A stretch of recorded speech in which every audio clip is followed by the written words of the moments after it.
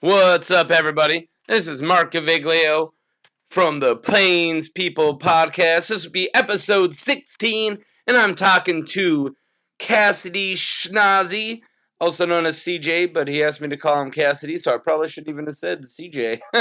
Anyways, we had him down in the basement talking. If you guys don't know what Plains People Podcast is, my name is Mark Gaviglio, and I find people from the Fargo and Moorhead area and talk to them in my basement and ask them about their lives. So I got to talk to Cassidy. He runs a retro video game store that's super cool. If I had more days off, I'd probably go down there and hang out more.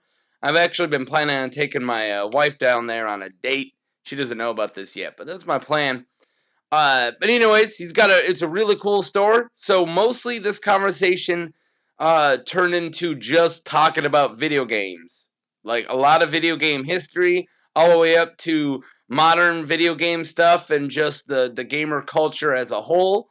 It was a pretty cool conversation. So if that excites you at all, I'm glad you came to the right place.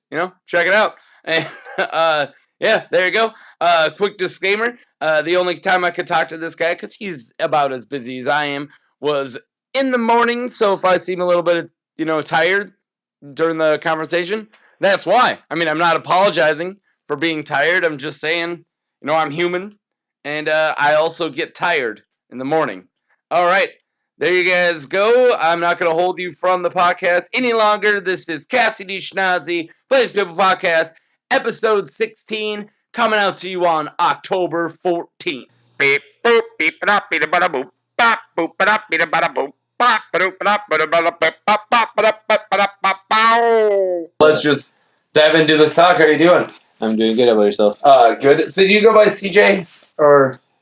Professionally, I've been going by Cassidy, but close friends know CJ. So on Facebook you're CJ, and I've always known you as CJ. I didn't even know your name was Cassidy at all. Yep. And then a friend of mine, I don't know if you know Brandy. You went to school with her. Yeah, Gaskell. Yeah. So she recently went down to your store, and she's like, he introduced himself with like a different name. I'm like, what was it? And she's like, it was like a C name, and I already forgot it because it didn't compute because I only knew him as CJ. And I was like, well, and I was like, when I went down there, he did that too, and I couldn't remember it either. Yeah. Because for people who know you as CJ, it's like, what did you say? Yeah, so especially growing up, I mean, my dad's a CJ, I'm a CJ, my son is a CJ. Well, there you go. So we're just keeping that legacy going. But it was one of those that when I was working my previous job, just from a professional standpoint, I was like, you know what, I'm just going to start playing with Cassidy and see how I feel about it. And Cassidy's not a bad name. No. It's not like, I can't even think of a bad C name, but like Cassidy, it's a cool name. Yeah. Not a lot of people have it. Especially men, right? So it's definitely become culturally more of a female name kind of thing. And so it was one of those that in 1988, it was in the men's section of the book, basically. Yeah. What's funny about that is my parents, I don't know if they're obsessed with Western stuff, but I'm Butch Cassidy, my brother's Billy the Kid, and my sister's Calamity Jane. Wow, so, I guess I never made that connection. Yep, no. As soon as you said Cassidy, it went to Butch Cassidy, but I didn't think about how Billy is Billy, and then, Calamity Jane. So we laugh about that because my sister's middle name is Jane, so. Yeah. But at least you got a better one. Right. Butch Cassidy is probably the best one out of those. I'd rather be Cassidy than Butch, though. So. Yeah, right? Your name was, then it would be BJ. Exactly, yeah. So, no, but I get a kick out of it just because, now I get customers that refer to me as Casey or Cass or whatever. So, it's kind of fun. And you still have the OG people who know you as CJ come in. Actually, it's funny. I was talking to my sister-in-law, Jennifer. You probably remember her from North, but she was in Billy's grade as well. Okay, maybe. Yeah. So I forgot a lot of people. Right, yeah. So anyways, I was talking with her because I ran into a friend. I don't know if you knew Luke Burns at all. Yeah, I know Luke Burns. So anyways, he referred to me as Siege. It's hard to forget about Luke Burns. Yeah. He's like, so I'll see you later, Siege. And I'm like, that's a name I have not heard in literally 10 years. Siege. So. Capone, do you want to help? So, Cat Solo incoming? Yeah, you can be on this table. So I was just like, he's like, I'll see you later, Siege. And I was like, whoa. Yeah. That took me back, so. I mean, I went by in high school. I somehow got the nickname of Frank, and I think it was because I was like, I still got this thing where I'm weird giving people who I don't know my name. Sure. Like, it doesn't come up a lot. Like, it's not, like, all the time. But, like... How's it going, Steve? Yeah, right? But if I'm at, like, a fast food place and I just don't know the person, it doesn't matter what name they call out. I'll say Frank. Yeah. Because it's like, hey, what's the name on it? I'm just like, it's weird to be like, Mark. Mark. You remember that's your name, right? Yeah, so as long as you remember... Yeah, So I remember I met these guys who I didn't think I'd ever hang out with again, and I introduced myself as Frank because I was kind of like awkward by him. Yeah. And then we ended up like hitting it off in this hangout session, and then we became like friends. And they didn't know for like 4 months that my name wasn't Frank. So then it became then people who came in knew what my real name was, and it ended up like intermingling, and I was Frank Mark for a lot of people. And like even when I first like got my Facebook, I was Frank Mark. Because more people knew me as that. Then I went to college. No one knew me as Frank. It's fine. And like now my wife never knew me as Frank. But still, I'll be walking like down the street and somebody go like, Frank Mark? And I'm like, whoa, that's a weird one. Reminds me of, if you ever seen the show IT Crowd. Yeah, I didn't get hooked to it. I did watch a couple episodes. My wife and I have watched that series like over and over again. Oh, it's one of those. It's like the Scrubs for you guys. Exactly. Scrubs for me. Yeah. So Scrubs is also one of those. But anyways, there's an episode where Moss uses a alter ego name, basically. Yeah. He forgot what his name was. And so this person at the secretary is like, calls out this name or whatever. He's like, that's me, I think, Yep. So. That's good. All right. Well, I pretty much got from your brother's point of view because I had him on the podcast and I talked to him. So I kind of remember, at least from his point of view, your upbringing. Mm-hmm. Yeah. But you guys were born... You're at least you guys didn't go to Fargo right away, right? You guys were from... Billy was born in Fargo. Okay. I was born in Minot, and my parents lived in Martin at the time. I wanted to say Williston. It was one of those. Like I get Dickinson, Williston, and Minot, the western towns. Exactly. Yep. So it was funny because when I was born, where my parents were living in Martin, I brought the population to 100. Oh, wow. So it's a small town. Yeah, that's a very small town. What's funny is they're down to like 73 now. Oh, so my parents, their business didn't work there, so they moved to Fargo, and that automatically brought them under 100 population, and they haven't seen it since. So, so you brought them the fame and then took it away. That's that tease. That's funny. So, anyways, so Fargo's all I really know. I mean, I was technically 18 months old at the time, but who's going to remember that, right? Yeah, you don't got a lot of memories of that. Yeah. So the only memories I technically would have are stories that have been told to me. So like third-person memories. Exactly. So, I remember hearing about that. Yeah. So I apparently got stuck into one of the sticky mouse traps, apparently. Yeah. And my dad called the poison hotline being like, yeah, my dog is stuck in one of your traps. He's not going to say his kid's stuck in it, right? That's funny. So that was funny. So Fargo's all I know, but it's kind of cool because over the years from going back out there, that's where our family farm is and stuff. Yeah. I've got to know people that would have been in my graduating class if I had stayed out there. So you're like, if I would have stayed, we probably would have been friends. Weird. Yeah. Well, the funny joke is actually like I wouldn't have been able to date anyone because chances are I was related to them. Yeah. That's the problem with the small town. Yeah.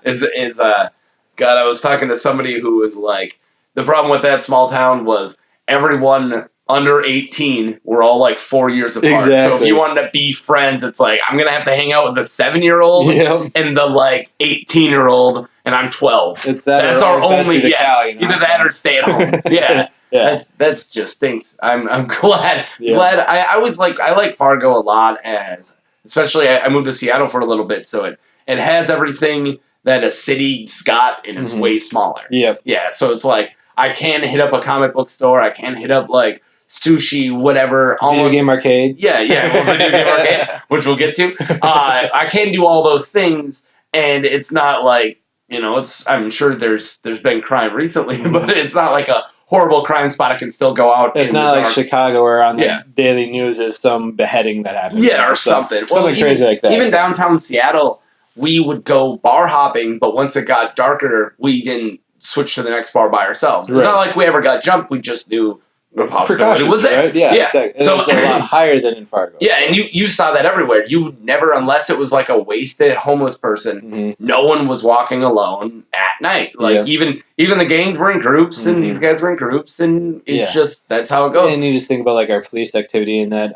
when Jason Mosier passed away a couple of years ago, that that was the first officer death related to this kind of domestic incident in over 100 years. Yeah. Like, that's pretty big testament. Shocked everybody, especially being in that neighborhood that was a horseman neighborhood when I went to school. So I knew, like how many people were still in that neighborhood was a lot. I had friends who were like, cops are going through my backyard. And then also, you know, people who were directly in that incident I went to school with. Yeah.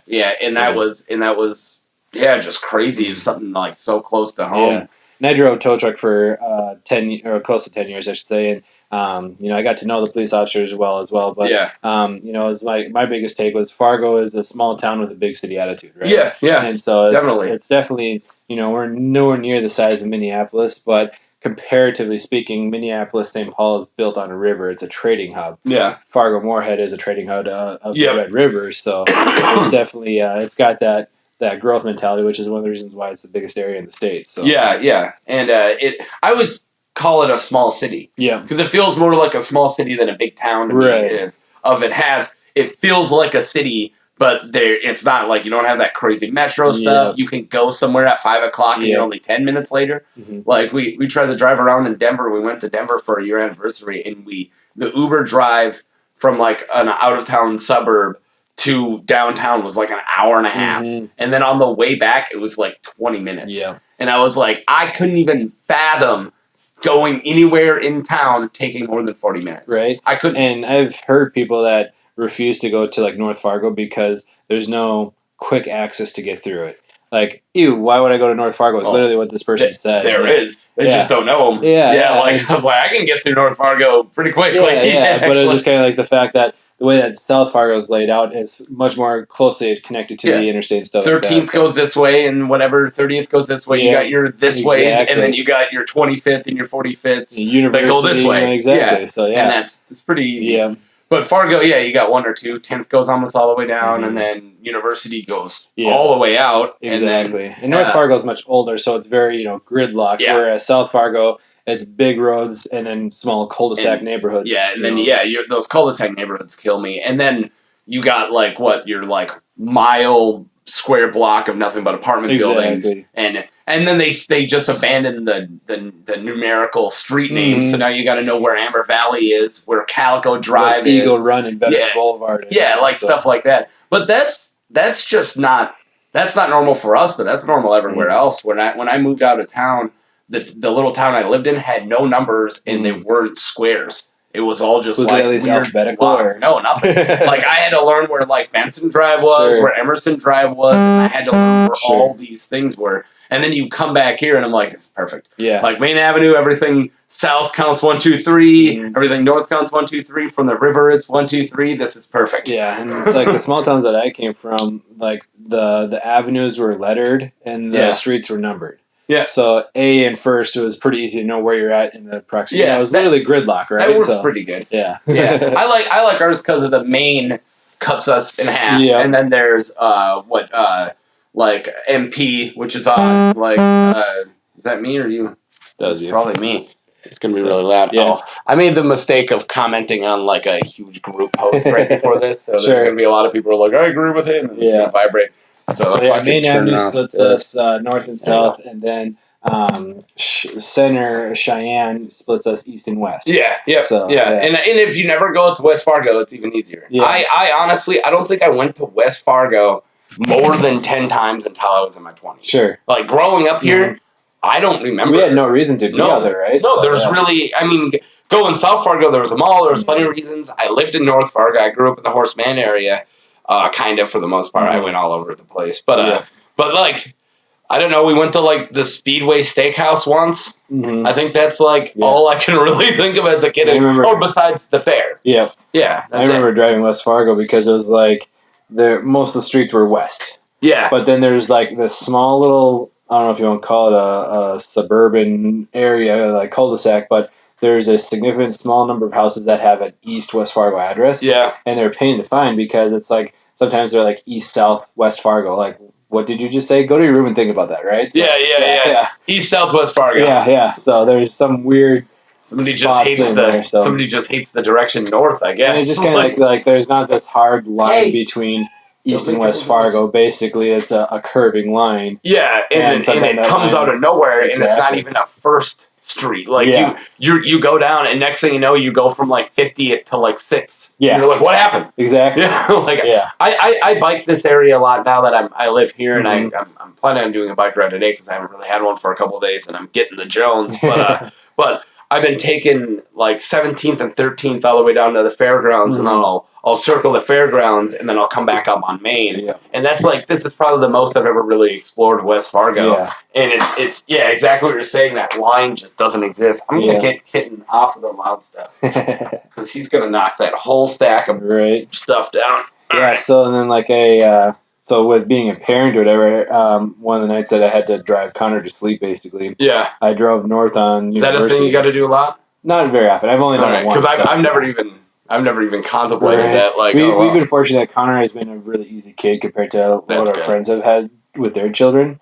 There's one night that it's like, okay, it takes 6 minutes with no traffic and perfect lights to go from like 32nd Avenue North University to 52nd Avenue South. Yeah. Which is actually pretty fast when we were just talking about, being north and south. But what was funny about that is I drove north on University all the way you could go, and it actually ends up in somebody's yard, which I thought was really funny. So straight up, yeah. Well, this is a riveting talk about street structure.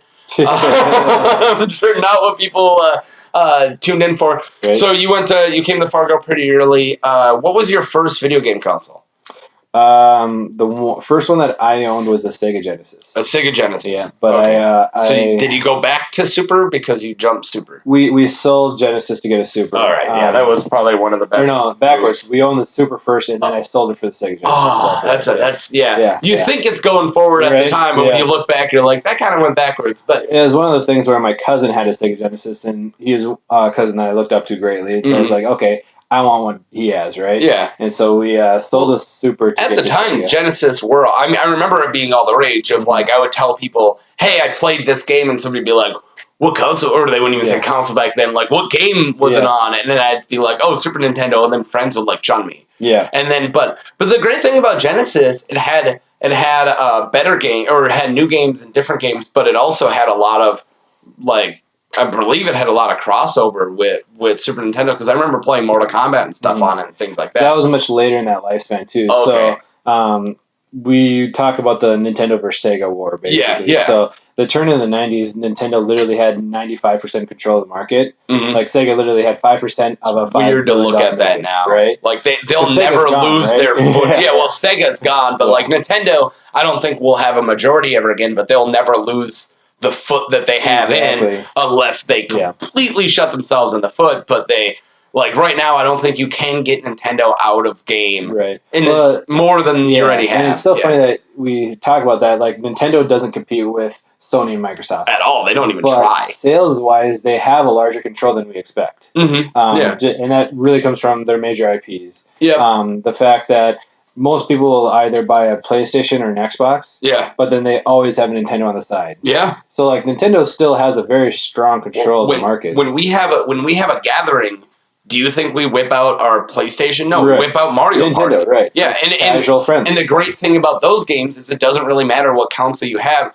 We'll whip out our GameCube Mario Party 6. No one's gonna complain. Yep. It completely holds up. It's fine. Yeah. Like, and then if we whip out a Mario Party with the Wii, it's fun too, but it's literally more like a pick your equal poison. Yep. And I love that Nintendo did that after 64, because I guess GameCube was kind of like an upgrade of 64, but back then most of or after that, all the other consoles don't really compare. They're kind of their own thing. Mm-hmm. You got your Wii, and then you got your Wii U, which is like a whole different monster. And that's where I think Sony is really kind of learning from Nintendo in a sense, because one of the reasons why people want a PS4 is for the exclusives. Yeah. Microsoft has exclusives, but they haven't been super interesting. Yeah. And so we'll get into the store later, but a lot of people have been talking about why is Spider-Man only for the PlayStation 4? Yeah. And it's like Insomniac generally develops only for Sony, so. Well, I think it just stopped being as much as a thing, so people forgot about it, but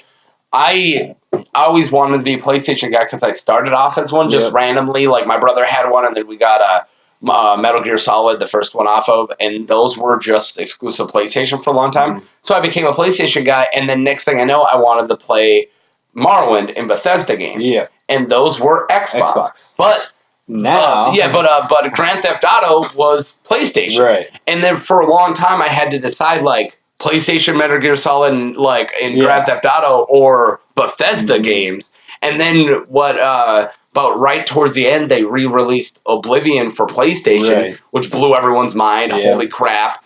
And then Grand Theft Auto moved over to the Xbox, so it stopped being that console war. So now out of nowhere, Spider-Man's one thing, and everyone's like, what? Can you imagine, Red Dead Redemption 2 is going to be a big game. Yeah, can you imagine if that was only PlayStation or only Xbox One? Multiple people are getting screwed in that. Is whatever console doesn't get it's going to be screwed, and just Rockstar Games is being screwed because that's half of what they could sell. Right, yeah. You know? And there's definitely, there's been times where it's been limited exclusivity, where it'll come out first on the Xbox One for 2 months or something like that, and then the PS4 will get it. And which is always interesting because then it's it's a detrimental effect or is it a good effect? Because one argument is that it's been out for 2 months and now the fan base is really excited to get it on their console. Yeah. Or it's been out for 2 months and the people that bought it for their console don't like it.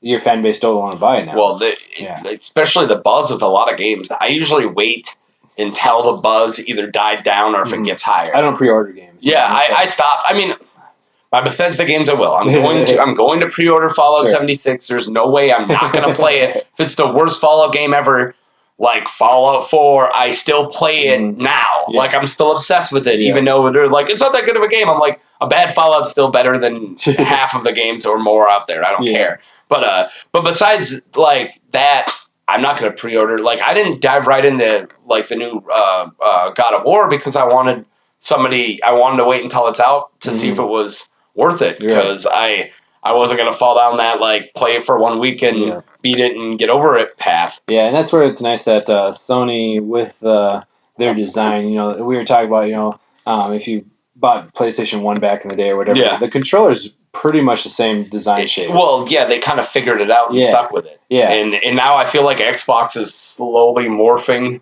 Can we just have their controller and see nobody knows if we sneak our way into it? And the original Xbox controller was this fat blade, and then they came out with the small version. That's where they kind of found that sweet spot. Yeah. And the 360 was a really refined version of that. Yeah. And I personally like the 360 controller better than the Xbox One, but I don't think I played enough Xbox One to really. I think I probably it's not a bad controller, but it's got a slightly different feel, right? Okay. Thankfully, the button layout is the same, and then with that, the games that are coming out on the PlayStation, the button locations do the same thing. Yeah. X is A is X, right? Whereas a lot of our customers get confused with the Pro controllers for the Switch because B and A is swapped. Oh, yeah. So they'll press B and back up, and they're like, wait, what just happened? It's like, well, you got to remember what you're playing on. So. It's like when somebody switches inverted, and you're like, wait, whoa, and you got to rethink all reality. I feel like a good spot for us to go is, let's flip back. You were about to mention something really interesting, and then I interrupted you, of the Super Nintendo and Sega Genesis war. Yeah, so it's interesting because the meme now is that Sega did what Nintendo don't. Sega does what Nintendo don't. That was their advertising campaign.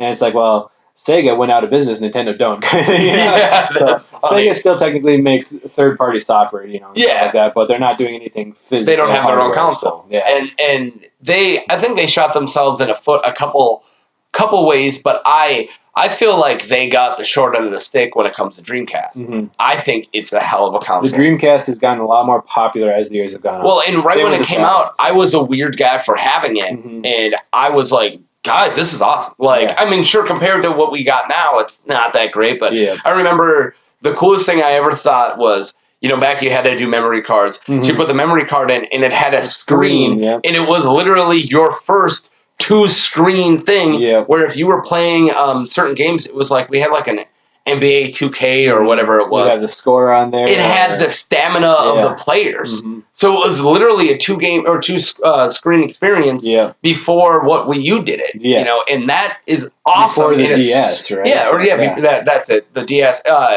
Before the DS even. So that is no one gives it that credit of, and it was a heck of a. It's a cool and then. when they didn't want anything like hardcore, like stamina or actually something useful, they would have fun little graphics. Where I would like be playing a game that is like a bucket list game to beat. And we can get to this later, but it's called Blue Stinger, and it's only on Dreamcast exclusive. And it had like whatever character you choose, you look down, and it almost looked like a metal slug version of that character, like using their main weapons. And whenever you were shooting, they would be shooting. Whenever you were walking, they'd be walking. And I was like, that's so cool. And sometimes there's like mini games you can play only on those VMUs too, because I remember playing Tetris and stuff like that. Yeah, so cool. And so back on that. But I understand, like, Sega Saturn was a giant flop, and then it was like Sega ROM, or they had another one I'm trying to think of. So there is the Master System was the first one that competed with the regular Nintendo. Okay. Most of us in America have never heard of that system. Never heard of it. And that was because Nintendo controlled 95% of the market. Yep. Sega of America was doing a very poor job of advertising. And so it wasn't actually, there's a fantastic book called Console Wars that talks about the guerrilla warfare tactics that Sega was incorporating for the Genesis. Oh, wow. Which I feel like it was that advertising campaign that really like drove us into this console war type mentality, because we don't have anything about the Atari versus ColecoVision or Intellivision. Like, it existed, and it was more of a company rivalry than a consumer rivalry. Yeah. And that was because, generally speaking, those companies developed those games for all the systems, and there was really very little exclusivity. There's a lot of cloning going on. Well, and there just wasn't the culture wasn't there. The video game it wasn't culture, as no connected, one was. Right? So Well, there's always the second generation is stronger than the first. And I always go back to film to explain that, of how, sure, the classic movies were good, but it was the people who grew up with movies are always going to make better movies. That's where you got your Stanley Kubrick grew up with them, your Spielberg, your what have you. They weren't the first generation with movies anymore, so they weren't making it up. They could now stand on people's backs. And that's exactly where it comes with video games, less on developers and more on us, where when it first came out, no one really knew who was going to want it. No one really knew who was going to do it. Was it kids? They marketed to kids, which we now look back and realize it was probably a bad idea, because you're marketing something kids can't buy to kids. Right. And then adults liked it too, so it was kind of... It wasn't until about Super Nintendo and Genesis until the culture was figured out, I think. The NES was definitely marketed as a kid's toy. And that's where, when we started getting to... like a kid's toy for, $100 or $200? Right, well, so the NES would have been $300. $300 when it came out? In the 80s, you would expect that would have been like a $600 console, right? Yeah, jeez. With inflation. So anyway, and like you look at the Atari 2600 was $200 in the 70s, which equals an $800 console today. Oof. If you can, and then the games were like $80 in comparison for inflation. It was $39.99 a game back then. Yeah, well now they're $60, and I hate it. Right, and then they're $60 for half a game, and if you want, I'm doing quotations, but the special edition, aka the actual DLC game, which is the completed game, and we could definitely is now $80 or $90. Talk about like how the inflation hasn't changed the game price in over 20 years now, so it seems like. Well, which is why we have to do other things like DLC, and since we can't make them cost $80, we'll just kind of make them cost $80. Because I spent every game I bought new recently, I had to buy the special edition because I want the full game. Yeah. And I think it's messed up. So instead of like saying, hey, I'm gonna sell you a steak for whatever, let's call it $6. Let's drop the zero off. And then for $8, you'll get potatoes. Right. That's not what's going on, though. That's like saying, Chris' house, steakhouse. but here, this is what they're doing. I'm going to sell you an 8-ounce steak, but for the full 10-ounce steak, you have to spend $8. Yeah. That's what's going on now, where it's like, no, you're not giving me the side, you're giving me the rest of the steak. Yeah. And that's what the video games are now. So anyways, so it's interesting because the NES was marketed as a kid's toy, and then it wasn't until the mid-90s when ESRB comes about and violent video games is becoming a really heated discussion. Yeah. And so it's like... Wait, what was the first violent video game? I always thought it was more common. Actually, so the first violent video game is called Death Race for the Atari. Oh, there's wow. The first... that got a stink? Oh, yeah. I'm trying to think of those graphics and how I would not be affected by them. This story is hilarious because there's a woman named Ronnie Lamb who... was the first, like... I already don't like her. Yeah, she was the first one, like, talking about violence in video games, basically, is how... So my background's in game development. Yeah. We had a course on the history of video games, and she's the one that comes up for this. Yeah. So, anyways, there's a game called Death Race for the Atari 2600 where your goal is to drive over skeletons or whatever, these monsters. And so they're humanoid in shape, but it's the Atari 2600. But to her eyes, it's like we're running over So they're essentially people. a square, like a rounded square that look like skeletons. Yeah. And I mean, it was kind of like if you want to say like waffle cone in shape, like a waffle cone Honeycrisp or whatever they're called. So that's like the kind of the how the heads looked anyways. But not how people look. Right, yeah. Like if I was driving my car, I'd be like, those look like the things I run over. You're playing a game like my goal is to make this block run over this block. That's what we got out of it, right? There's very little like, I am running over people. Ha ha ha. Well, and we can go off about violence in video games, but I think that's interesting. I always thought it was Mortal Kombat. Yeah. Like so Mortal Kombat's what really started driving the big push in the 90s for it. Because that was needlessly violent, which I love. Yeah. But like, how many fighting games were there for that? Well, but how many fighting games were there at that point that didn't have blood jumping out? Right. They added that blood, I think, geniusly, thank you. Because it was, how are we going to stand out from Street Fighter? Because Street Fighter is a juggernaut in the fighting game, forever will be. Yep. How are we going to stand out against them? Yep. So they brought in something that Street Fighter wasn't doing, over-the-top violence. Fantasy violence. And then what did Street Fighter do? They're going to stay in actual fighting, like, besides, the guys throwing energy blasts and whatever, but all those guys, there was a Muay Thai kickboxer, there was, like, half of them did have fighting styles, which was one of the coolest things about Street Fighter. And so Mortal Kombat was definitely an interesting wave in that fighting industry because you look at the other high fantasy games that come out from that, like Killer Instinct, Primal Rage. It's like people are like, hey, there's... Forgot about Primal Rage. Holy crap. There's definitely a interesting market that people like fighting games, but they also, they aren't totally into like Street Fighter, for instance. People like Street Fighter, and I started with Mortal Kombat, and I could never get into Street Fighter. I'm a little column A, a little column B. Yeah. I'm in my older age more Street Fighter. Sure. That's the funny thing because I guess honestly it was more the whole lore thing I got lost on. Is Mortal Kombat didn't go with the whole like, hey, we're gonna stick with the same 8 characters, we're gonna add more. Next thing you know. Like, why is Liu Kang a zombie? Did I miss everything? Or Liu Kang. Liu Kang. Am I talking today?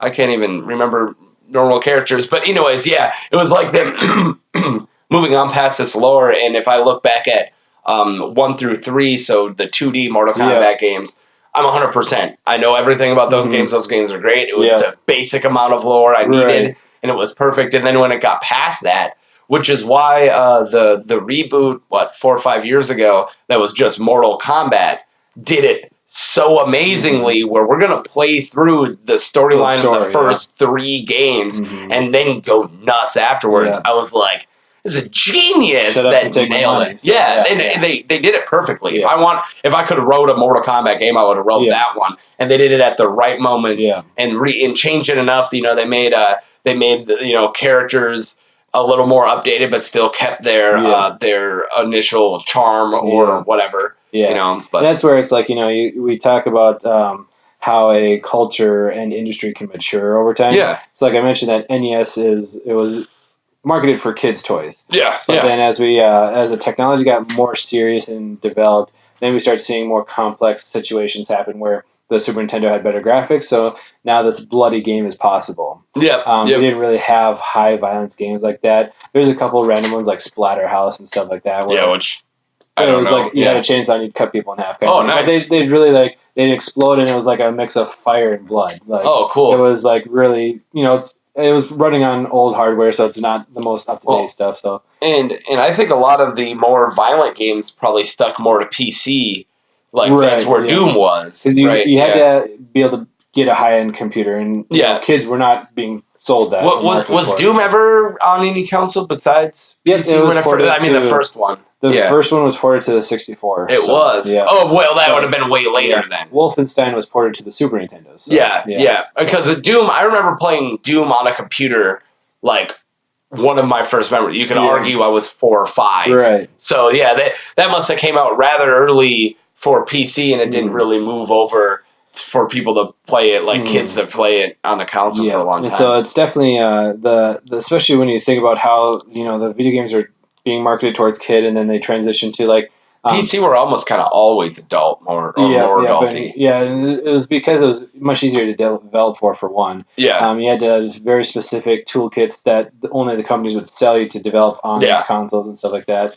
Not to mention the fact that the barrier to programming was much higher in that it's using what's called assembly code, which is literally like writing your zeros and ones in binary practically. Yeah. You're taking direct access over the physical memory chips of the hardware and telling what to do. Yeah. You had to have this chip talk to this other chip on the board, and if you didn't take the R&D time to develop that yourself, that's where you bought those toolkits and stuff that helped give you like documentation. You just got the most nerdy I think this podcast has ever gotten. It was amazing. So much better than that. You lost me and I had coding classes. Exactly. I was like, yeah, sure, dude. So you're reminding me why I failed those classes and didn't get into video games. Much more complicated back then than it is today. Yeah. So computers have always been more easily to develop for.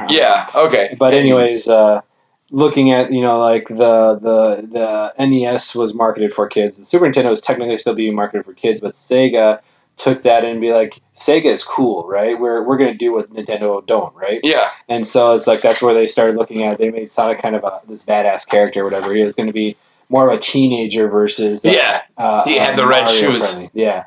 And he had kind of a little bit of an attitude. He had a lot of spunk against Robotnik and stuff like that.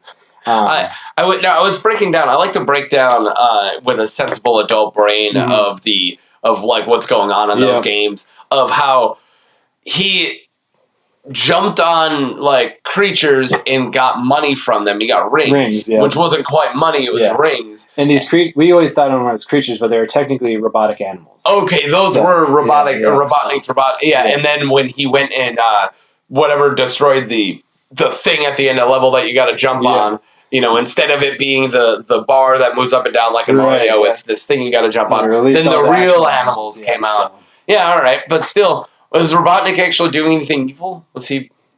Was he just animal? Like he was just hatred on animals? Basically, right. Like there's different stories where he wants to get the Chaos Emeralds so he can rule the world and stuff like that. Okay, I remember the Chaos Emeralds. Is Sonic?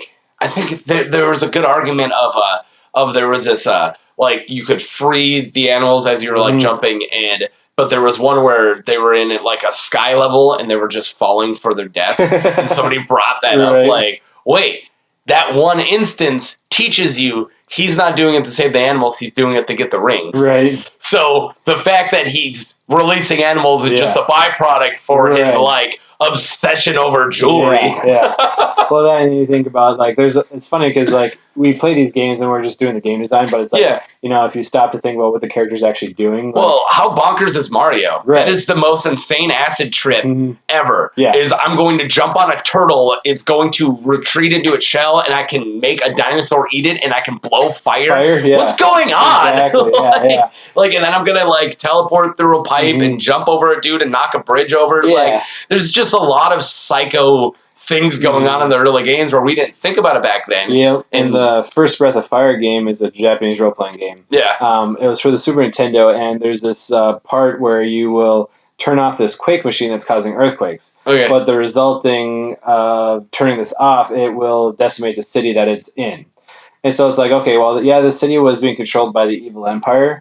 But there's still civilians in there, right? Yeah, it's a city. And you get this neighboring king who's like, thank you for saving our kingdom from these earthquakes. But there's no mention about, you expect a couple hundred lives were just lost, and your character's like, okay, I'm going to the next town now, Like, no bearing on that whatsoever.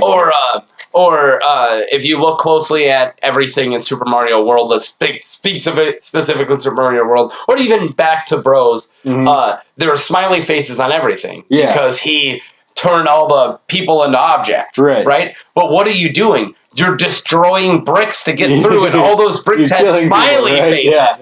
And a lot of them, you're jumping just to get the coin out.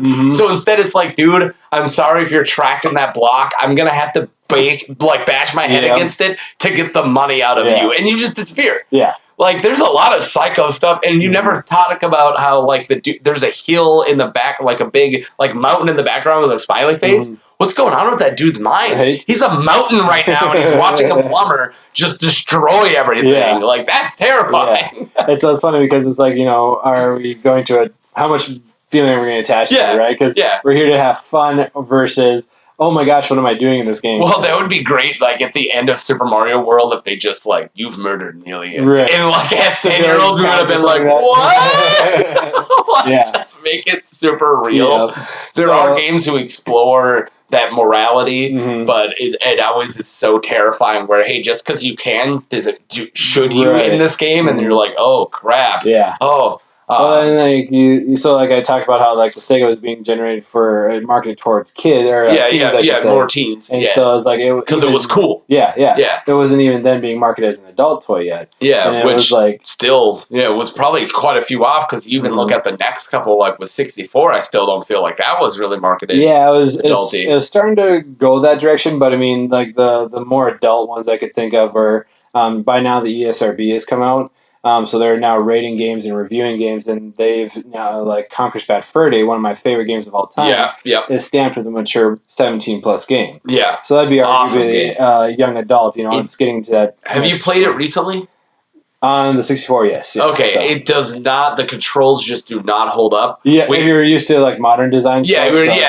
So we had a friend who, somebody was just trying to get rid of one of theirs and sold it to me for, like it was really low. Sold it to it was a roommate. So this is a couple of years ago. Sold it to a roommate of mine, and then she went and flipped it for $200. But before she flipped it, we wanted to play it. Yeah. And we got really excited. We had a couple people over, like, we're going to play Conker's Bad Fur Day. Don't you remember 6th grade and how awesome it was? And we all had beers. We just couldn't do it. It like what is happening? Yeah. Like, our brain couldn't compute with it anymore. Right, yeah. It was so weird. And like especially when it comes to that, it's like I have this kind of regimen that I put my brain through to get used to, like, playing on old hardware because it's old hardware, it's old design. If you compare it to, like, playing Fortnite, the control schemes are very unintuitive, like you mentioned. Yeah. They're still figuring out. Well, especially that whole controller is garbage. Right, yeah. Like, you go back to the 64 controller, that controller is just straight up trash. I'm sorry, I know it's hard for me to say that because it's still so nostalgic, but try to play it. Yeah. People who are like, you can't say that, haven't tried recently, man, because it is hard to use that controller. Yeah, it definitely takes getting used to say the least. And you have to forget everything you think about video games because it's at a time where 3D technology was brand new, right? They're still figuring this out. Yeah. Both between how your peripherals are going to interact with the character in the world, but also how the technology is running it. So it's like, their physics isn't really a thing yet in games. The mechanics and stuff like that are very primitive in comparison, and so like people love GoldenEye.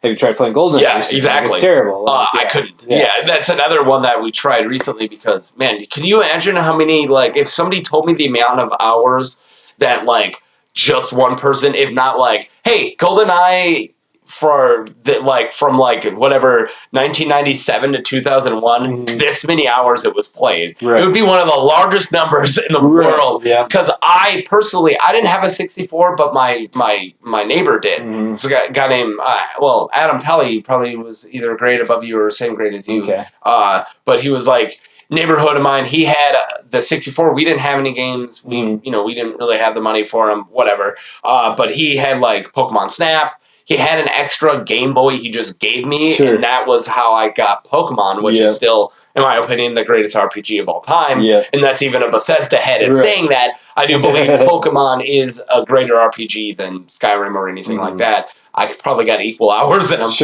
But anyways, he had GoldenEye, and I couldn't even tell you how many days straight we just shot each other like in it. Like, all right, let's play this one now. Or we went, got all the objectives of the super hard, like the triple O, and we played the crap out of that game.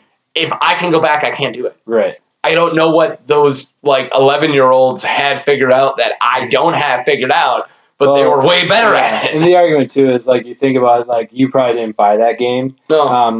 Whatever games that we grew up with that we're nostalgic for now, we didn't have the money to buy new games all the time. So we probably had 4 or 5 games that we had, and so it's like, this is the game that we have, this is what we're going to play, it was like Soul Calibur at that time, and then, like, Like, yeah, those games. Whereas now when we have disposable income, we can afford, owning 40, 50 games. Yeah, which I still don't. I try to stick down to 2 to 3 a year is what I try to do. Yeah, and so for me, it's like I will, Humble Bundle is a terrible thing for me. It's like I have 700 games in my Steam library, but I guarantee I probably play 20 of them. Yeah, and 19 of those you played for a couple hours. Exactly. That's fine. And especially now, it's like my time is so valuable when it's like I will play a game for maybe an hour, I'll get the gist of it, and I'm like, okay, I'm satisfied with it, right? Yeah. And so like that's where it gets into the conversation of like, these games are still only $60, and now we're talking about the DLC and stuff like that. It's like the 64 was actually one of the most expensive ones. There's games for $70 for the 64. Wow. And that's not even inflated. That was $60-$70 in the mid 90s. Wow. Yeah. That is a lot. Yep. So I want to jump back to I know there's actually a couple of things I want to say, but here I'll just say this is like I bought a fighting game. I would say a couple months ago, and it was Dragon Ball Fighters. I'm a huge Dragon Ball Z fan or Dragon Ball Super fan. And so is it Fighter or Fighter Z?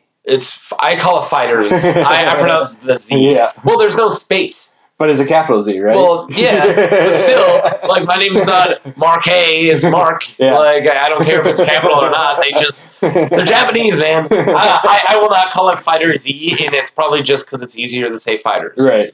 If there was that space, I would probably just call it Fighter. Right. I wouldn't even say the Z. I would say Dragon Ball Fighter. Be like Fighter Z, like no, Fighter X. Yeah. Like there's only one. But anyways, so Dragon Ball Fighters, and again that was one where even though I knew it was a fighting game and I'm realistic about how much I'm going to play it, and I played it about that much, if not a little more than I thought. It's a very fun fighter game. It's essentially I had to choose between the new Marvel vs. Capcom or this, because they have the same feel. They're essentially the same. And I've played enough Marvel vs. Capcom that I've never had a Dragon Ball Z game. Sure. That's Marvel vs. Capcom, so it's like, screw it, I'm going to get that.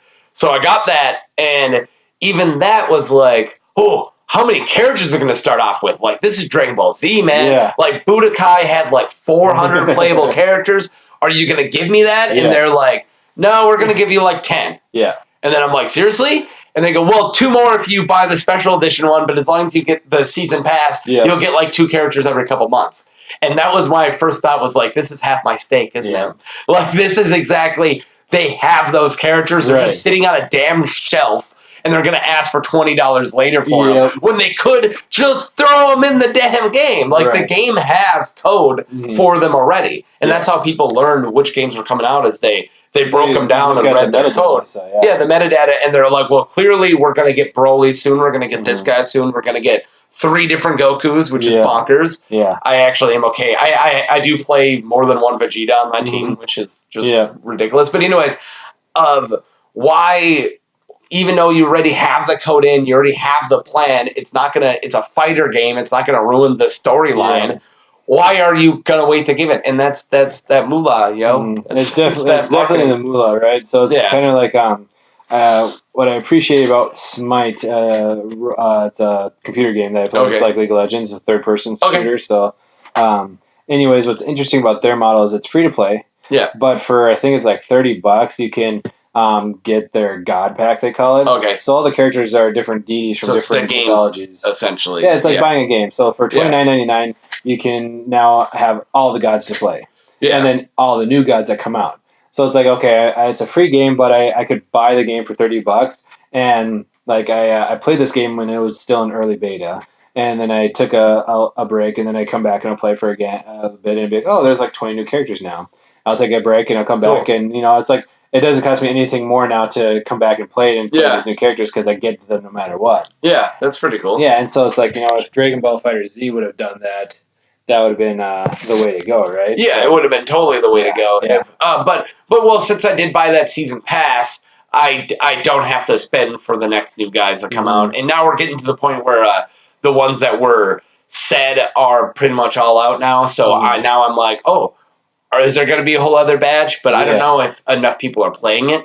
Then also, I don't have what is it called? PlayStation Premium, the Plus or the Gold, or well, I can't play it online, and nor do I want to. Sure. I don't play online games. I'm just not that dude. Yeah. Like, I've already listed what my favorite games are, and if you've noticed anything about them, they're all single player. Right. I don't care about other humans. Yeah. So the whole point of playing a game is it's my me time. Yeah. If I want to hang out with humans, I'll just go hang out with humans. That's one thing that I would definitely say with the PlayStation Plus and the Xbox Live Gold.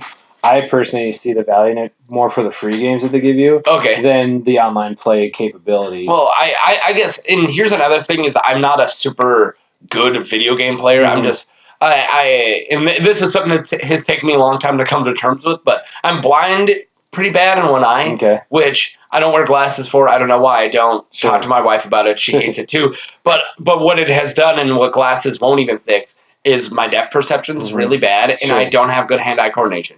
It's been like that my entire life. I just never really connected them until I was an adult. That's why I'm not good at anything. I can't. I'll never be a good mechanic at my job because my hand-eye coordination when it comes to tools aren't very good and things like that. It's just something I live with. It's fine, but essentially it means I am just never going to be that next level video game player, and people don't care about that online. If I'm playing if I'm on a group of people on, whatever you want to be, PUBG or whatever game I'm playing, if I'm like, sorry guys, I'm just not that good, they'd be like, kill yourself. Yeah. I don't care. I don't care what happened. Just either be a better game player or leave. Yeah. And that's just something I don't really care for. It's unfortunate because, League of Legends and Smite, they have you can report a player or whatever. Well, that's newish for League of Legends, right? Because that used to be the game that was famous for the worst trolls. Well, right, they have what's called a tribunal, that if you get enough bad ratings, you'll get a 24-hour ban or whatever. Okay. And that's been their thing from the start. All right. But it doesn't prevent the community from being toxic. Because I was on a lot of different game communities when that game came out, and that at the time, even for WoW, I played D&D online, which was a thing for a second, but even WoW players were like, dude, you think we're bad? Right. Check out the LOL players. It is bad. Yeah. And then you go over there and you hear what people are saying to each other, and it gets personal. And then you think about cyberbullying awareness has been so big lately, and a lot of that comes from anonymity online. Yeah. And that culture is not immune to the video game industry. Yeah, no, definitely not. Any game that has any kind of online functionality, there's people that will just swear for no reason. We, with our store, will put Fortnite all on mute for the voice chat. We disable it all. Well, because you're not in control of it. Right. So if a kid comes in with his parents hey, I want to play Fortnite, the random dude in Australia who loves the word cunt, you're not going to be able to be like, hey dude, I'm at a video game place right now. I don't want you to be you have to play it on mute. We'll put up Call of Duty, and literally for absolutely no reason, this kid is swearing, he's just saying bitch. It's out of context, no actual meaning to it. Yeah, he's not you guys are being bitches, you just go bitch. Exactly, yeah. And he's he'll look at the list and pick one person just because he doesn't like their name for some reason. Yeah, and then just call you a bitch. And I didn't do anything, right? Yeah. And so that's, for whatever reason, that's the online community. And so, people are obnoxious and troll-like. And that's where it's myself as a player, it's the other day I had to stop playing Smite to attend to my son because he was having a bad time or whatever. And so it's I had to take a 24-hour ban for it because I don't take this game seriously because I don't have the ability to take this game seriously, right? Yeah. I used to play it hardcore and that caused issues, and so it's okay, took my break and now I'm playing it very super casually. Yeah, now. When I came back, exactly, yeah. But when I came back, I took the time to look up the people that were in that match, and I messaged each one of them. I was like, sorry, I had to leave you guys in that last match because they ended up losing because they're down a player. And two of the people were like, hey, I appreciate that you took the time to come back and say that. I could have just gone my merry way and it would have been fine, but it's if we want to improve that toxicity, we need to be that shining light. Well, and also now, how weird would it be for a lot of those people to be? They're so used to that toxicity that if you are a genuine human being, that might even be awkward for a lot of people. Why are you talking to me like we know each other? That's weird too. Yeah. So there's that odd balance of you don't want to be too personal, but that impersonal is literally kind of ruining a lot of the experience for a lot of people, me included. Yeah. And I've always told people I don't want to play a game where a 9-year-old in Australia who loves to make fun of my mom is better at it. Right. It knocks it out of I don't really want to sit down and spend money to be called names by a superior player who's half my age. Yeah. Like, that sucks, man. Right. And it's actually funny because I discovered that there's a limit to the number of people you can block in Smite. Oh, really? 1,300, by the way. So, like, it literally got to the point where it's like, you can't block more people, your list is full. And I'm like, but there's still more toxic people out there. Right? There isn't only 1,300. That's such an arbitrary number. Yeah. So they're pretty much telling you to curve what you find. Exactly. Like, well, then just don't be so prissy about it. Yeah. And so the thing that's interesting, though, is like there's analytics that say that toxic players don't play the game for long. There's some that will play it for a long time, right? Yeah. But the majority of them, because they keep getting banned or whatever, they'll stop playing. Yeah. And so it's like, okay, once I hit that limit, I went through and I removed like 300 people that had stopped. Their profile was no longer available, basically. But perfect. They're still in my block list for some reason. You filled that 300 fast, I bet. Yeah. But it's just like, it's like one of those that is, again, that natural maturation of this industry. Yeah. That, now that we got the average gamer's 35 years old, people as young as like 6 years old. The average gamer's 35? Yeah. Still older than me, so. I would have put it in the mid-20s. See, and that's a stereotype, right? Yeah. So, but then that. Well, that's just because that's when I played the most. Was exactly, college is when I got, like, the last time I played it was Modern Warfare 2 is what I played the most when it comes to an online game. Yep. And I played WoW then too. And that was college. And going back to like Nintendo and how they've been such a different marketing company when it comes to the games, like there's retirement homes using the Nintendo Wii for physical therapy. Yeah, which is awesome. Yeah, Wii Sports was why this 35 average-year-old gamer is like the casual market has been underestimated, and because of that, we don't understand how that's affected. Yeah, and I did a kind of rather very small. I guess you call it an internship, but it doesn't matter. Sure. At PopCap. If you know what PopCap is. Yeah, out in Washington. It was just very small. I worked there for a very small amount of time. Then they offered me a job, and it was very low paying, and I said no. But anyways, at PopCap, they're like, no, we go casual games. Yeah. Our market audience are 40 to 50-year-old women. Mm-hmm. And I'm like, 40 to 50-year-old women play games, and they're like, yeah, dude. Especially think like the games like Farmville or Candy Crush. Yeah, ridiculous. And then they were Plants vs. Zombies, and what was it, Bejeweled? Bejeweled. So. Bejeweled was a monster. At the time. Made a ton of money on that, enough to make Plants vs. Zombies, and then they went further and further. And I played that game for a long time. Talk about a really fun, casual game of Plants vs. Zombies. It was like a weird tower defense, kind of, but it was... But it, was topical because zombies were a big thing at the time. But it was also very cartoony. Did you ever play the sequel of that one? The what? Plants vs. Zombies 2. Was that the one that came out on the console? Or it was available in a console form. I might have done it. Yeah. Unless it was like super crazy different. So it was different. They tried to make Plants vs. Zombies 1 better, and like it was it was free to play. But they did like this world map where there's a bunch of different stages, and so instead of having like Plants vs. Zombies 1 had this very finite story, like there's like world events and like this never-ending feeling to it. Oh, and like I couldn't get into it. Yeah, no, I can't get into that either.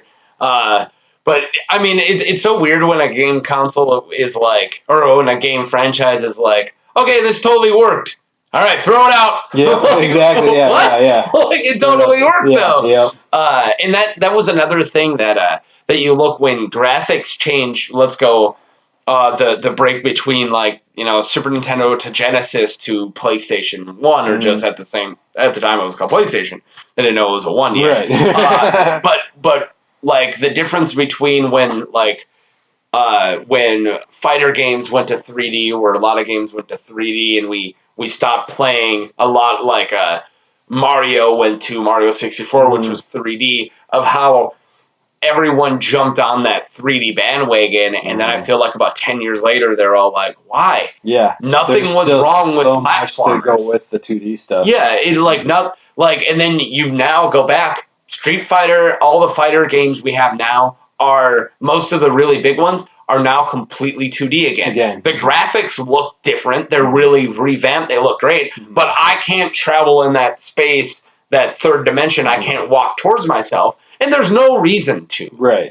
Like sure, if you want to make it more realistic, but that's not why we're doing this. We're doing this for the big. So then that's where Marvel vs. Capcom was like, no, we're not doing it, and Street Fighter was like, no, we're not doing it. Mortal Kombat did it, and I think that was a huge mistake for them. And then like Virtual Fighter, and there was a few really good 3D fighter games, but I don't think they stand the test of time. Like. No. Soul Calibur is probably the only one that comes to my mind that can stand the test of time with their 3D environment fighting. Yeah, Soul Calibur was probably the better one out of them. I played a lot of Dead or Alive too, but still, those don't stand the test of time. I loved them. Yeah, but that was about it. And I think the fifth one is out on the PS4 too. So the new Soul Calibur, I knew it was Dead or Alive. Oh, Dead or Alive. Yeah, and you see how much I played them like religiously through like the second and third and maybe even the fourth, and now I'm not even touching the new one. And so it's like, I feel like, I don't know about Dead or Alive's history, but I know Soul Calibur was developed as a 3D game. Yep. But like it was Tekken with swords. Yep, exactly. And then I'll even go back to Tekken. There was a newer Tekken game not too long ago, right? Tekken 7. So. Yeah, and as far as I can tell, I don't think it blew up. No, it's like that, and that's, Tekken and Dead or Alive are still very prominent fighting games. Yeah. And they're still built on that 3D engine, whereas like Street Fighter never went that route because it was staying true to itself. Yeah, and I feel like it was a good decision. Yeah, personally, maybe the market doesn't. Maybe the market is still pretty torn. Maybe they're around the same. But I honestly would take. I think the best fighting games would be the Marvel vs. Capcom format of 3 players. Switch between them. 2D, but still you can use the sky. You can still kind of move around. The map's still big, but. But I mean, back at it, I had a lot of fun with Soul Calibur, Dead or Alive. Now, if we want to flip to Dead or Alive right now really quick, you might know where I'm going. They invented a very important thing for a very horrible reason, is they invented like an entire gravity jiggle engine, which then got moved and used for a lot of games for really great purposes, specifically for boob physics. Yep.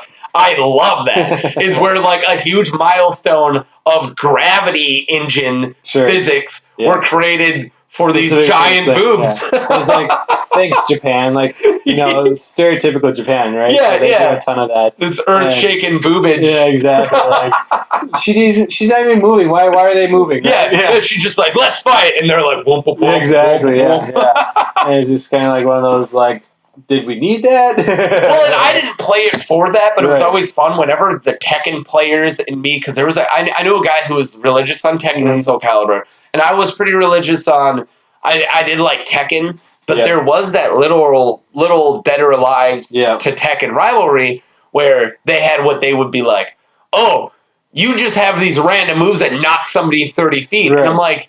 Yeah, you guys have explosions when you punch people. Tekken has these little explosions. Yeah. Why are you giving me crap? Exactly. But yeah, so people would be like, "Oh, you're only playing Dead or Alive for the boob shaking," and then I'm like, "Maybe, no, sure, but no." But I honestly, I never really liked that rivalry because they were both such good games. Yeah. Like, and then if we go back to Street Fighter and something that Mortal Kombat didn't jump on, that whole keeping true to fighting styles, that's where Tekken and Dead or Alive nailed it. Yeah. Is you're talking about, like, real people who have studied these martial arts styles play those games like one of the best depictions of, like, a drunken boxing fighting, like, all these, like, really especially cool. You compare that to, like, racing games that are very, like, Gran Turismo, that's a racing simulator. Like, they're taking actual data from real racing vehicles. They're looking at how the physics applies and how like the tilt of the road can change your vehicle's control of your car and stuff like that.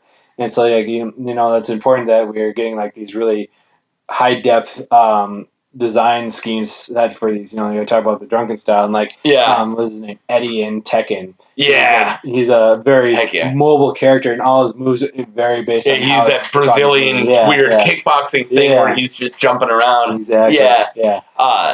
No, back on driving, I remember exactly when this happened, and it was Grand Theft Auto 4. And if you flip back to what game, it was a lot like Grand Theft Auto, but it was way more screw it. Driver? No. It was. God damn it! It's gonna kill me. It was like a joking version, but it was a lot like that where you're a gangster and you move on up.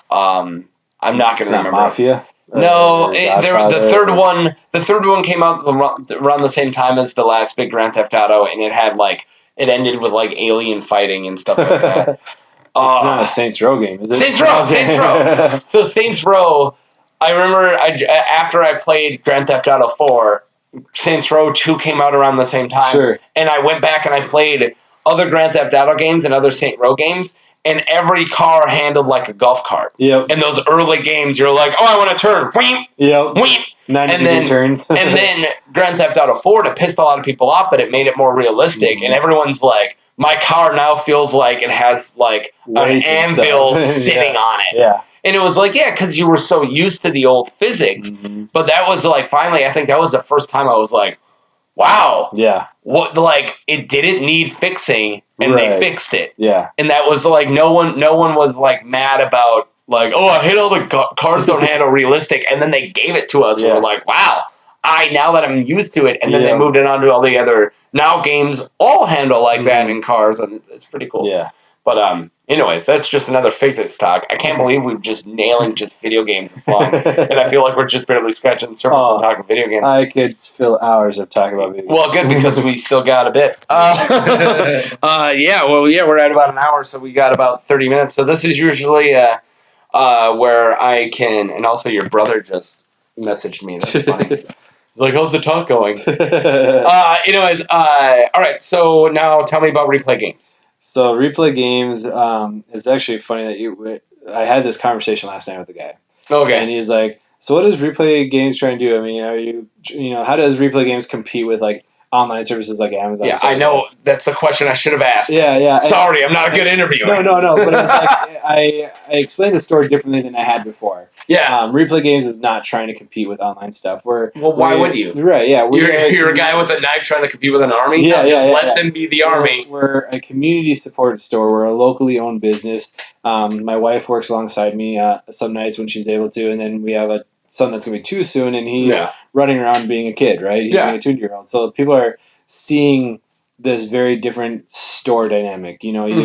We're intentionally breaking the mold. We're not trying to be GameStop. We don't want to be GameStop. No. But at the same time, we're buying and selling games just like you would see at Electric Underground or Rock 30 or any other buy and use store. But we are focusing much more on what people are interested in, that's playing games. Yeah. So we have 24 stations set up for people to come and play games. Huge area. Try it before you buy kind of mentality. We want you to enjoy the games that you're spending your dollars on. And so the average gamer spends about $8 an hour on their entertainment.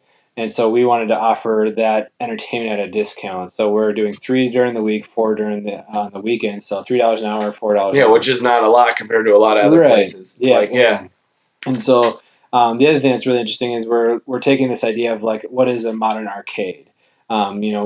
Back in the 80s, one of the reasons why the arcades died is that there's a lot of saturation, there's a lot of cloning going on, and you're spending like 75 cents a try to die in 5 minutes. And then it got more and more to the the House of the Dead was a whole $1. Exactly. DDR was a whole $1. So which we're not talking crap about those games. In their heyday, they made bank. They're really good games, but they led up to why do we not see many arcades out there? And if we do see a barcade type place, the bar is trying to force drinks down you and get that money from that or whatever. The video games isn't why. That's to keep you in, to keep you drinking. Yeah. And so I believe there's one opening that sounds awesome, but there is one opening downtown that's going to do brewery, and I already stated like, checking that place out. Yeah. And they're doing an interesting philosophy where it's 25 cents to get in, and then supposedly all their games are $0.25 to play. Yeah, that's what I said. I feel like it's really interesting to charge per play still. I'm curious where that's going to go for them. Yeah. But I think it's to keep you in there so you can keep buying beer. Exactly. And they're focusing on the selling of the drinks in. And I have one friend who's more of a gamer than a drinker, and he's like, I'm just going to go in there to play these old school games. And I'm like, well, then you're probably not going to be their favorite customer. Exactly. Right. But I'm a big beer drinker, so the fact that it's more pushing towards beer than anything else makes me interested. Yeah, and so like looking at like what arcades nowadays, when you get to like Happy Joe's or Chuck E. Cheese, it's a very gimmicky crap arcade. Right? There's some cool things. There's an arcade in the Mall of America that I can't imagine how much money they're making because I can't imagine that the rent is cheap there. Yeah, because Mall of America. They had 2 really interesting games in my perspective that were giant LED Galaga machines or Centipede machines that were like, hey, this is really cool. You should do more of this. Like, But instead they had these 2 machines that I think it was like $1.25 to play. Yeah, and I was just like, holy crap, you know? And so it's like, I get that you guys need to make money, but my philosophy is that if it's more attainable for the people to come in, you'll get more business that way. So, you know, well, and then we flip to like I think Space Aliens is doing it okay. Yeah, I think they're pretty good. But I like a lot of the games in there that I found myself entertaining more. Is not quite like the House of the Dead, the like action games. It was like that. Me and my nephew, who's like 6, like the Deal or No Deal game. You know, where it's like. That interacted with another person, it's a big one, and then it's like, oh, which one are we gonna do? It's not it's not based on skill, it's not based on anything. And that I feel arcade, which isn't quite where you're going with, because you're bringing in consoles, but I feel like that's a safer way to go with arcades, and you're grabbing a different clientele where you're looking more for, you know, the gamers. Right. Not really, I want to have a drink and eat crap ribs and play a game with my nephew. You're looking for, I want to go and play, like, I got a bucket list of games I haven't played in 20 years, and I want to go check them out. Yeah, and so then, like, you take that philosophy that it's like, okay, say however many dollars you would put into the arcade over an hour. Yeah. Why not just charge you an hour price and you play as much as you want? Dude, $20 will go gone in about 5 minutes at Space Aliens. Depending on how good your skill is and stuff like that. And depending on how many people you're handing that card to. But I can spend 20 minutes in 5 minutes, or $20 in 5 minutes. Yeah, easily. And so, like, we wanted to start cheap because we were targeting that lower family versus just a single person. Yep. So we're targeting younger families where mom and dad gamed a little bit growing up. The kids are just getting into it. So we can offer a common ground. But, you know, you talk about on the weekend with a family of 5, that's $20 an hour that they're able to pay for their entertainment. You know, $40 for 2 hours if you want to look at it that way. That's no different than going to a movie theater. Yeah. So, and, you know, for me and my wife to go to the movies, it's, you know, we'll spend $60 between that and the popcorn. Oh, easily. You know, so it's like we wanted to offer that go Thursdays and Tuesdays, high quality entertainment, so at a much more affordable price. Yeah. And my philosophy is that we are intentionally being cheaper because we want a lot of people to come in. We want kids that don't have a lot of money to be able to come and play games, as well as the families to come and play games and, you know, meet people that play video games. And also, you're kind of catering to the idea of a regular too. Is if you get a regular in there who's like, hey, I'm going to rock through all these different games. Hey, what do you got today?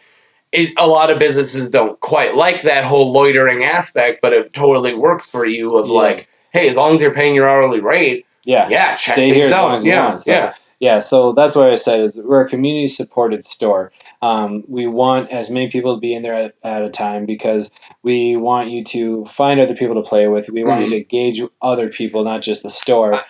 I sadly I don't get out too much, and I was only able to go down there once, and it was when I came down to ask if you want to do this podcast, and I was doing about 8 other things in that walk, but I'll tell you the vibe I got as soon as I walked in. I thought it would be a hell of a place to bring a date. Like if me and my wife very rarely get a time out, I think that would be a perfect spot. Like, hey, before we get food or after we get food, instead of dinner and a movie, dinner and a video game would be just great. Of like, let's spend an hour down here. You go over, find that TV, you play whatever you want. I'm going to play whatever I want. That was the vibe I got right away of how great it would be to bring a date down there. Yeah, and so we intentionally put 2 chairs in front of every TV because we wanted to bring friends. Yeah. Tuesdays is 2-player Tuesday. It's buy one, get one on the hours. Okay. You know, we're trying to find ways to keep incentives coming into the store, and you bring fresh blood in because fresh blood is good for us, but it's also reinforcing that, hey, this is not just a single-player thing sometimes, you know?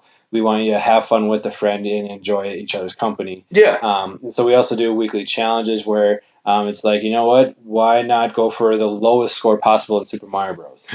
Which is actually really difficult to try to go for a low score. Sounds like it, yeah. You don't hit any enemies, you don't collect any coins. But you don't want to die, though, But you don't want to die. Yeah. And then, like, to finish the level, the smallest amount of points you can get in a level is 100 points. And that's to hit that flagpole at the very bottom. Yeah, very bottom. And that's difficult. And with a time of 0. Yeah. And so if Mario runs out of time, he dies. So there's literally, it'll count down 5, 4, 3, 2, 1, 0, touch the flag. Yeah. And then all of a sudden you jumped a little high and you're like, dang it! Exactly. And so, like, it's that's actually funny. It's really fun to twist these games up that way. Yeah. So it's like has anyone made just a straight up 100 of got the bottom? Yeah, of the it's pretty easy, especially on the first level to get just 100 points or whatever. Yeah. But like, there's actually the world record to get the lowest score possible is 500 points. And that's taking all the shortcuts. And that's where you warp to the end. Yeah. You only play, 4 or 5 levels? Yeah. Because when you kill Bowser in that game, you don't get any points for your time, which is awesome. And so that helps a lot, Yeah, so you're not like, I have to dodge these fireballs for 50 more. Right. That's awesome. So it's really interesting because there's one point in the game with this 500 point run where he had to exploit the NES's limited technology to glitch and get a air jump out of midair. And so basically there's this jump where there's 2 coins up in the air, and if he collects those 2 coins, it's 200 points he doesn't want. Yeah. And so basically what happens is a way that, like in 1/60th of a frame, so it's running at 15 frames a second, in 1/60th of a window, do you have a chance to like glitch the game to let you say that I'm hitting the wall here, and I can now make a jump.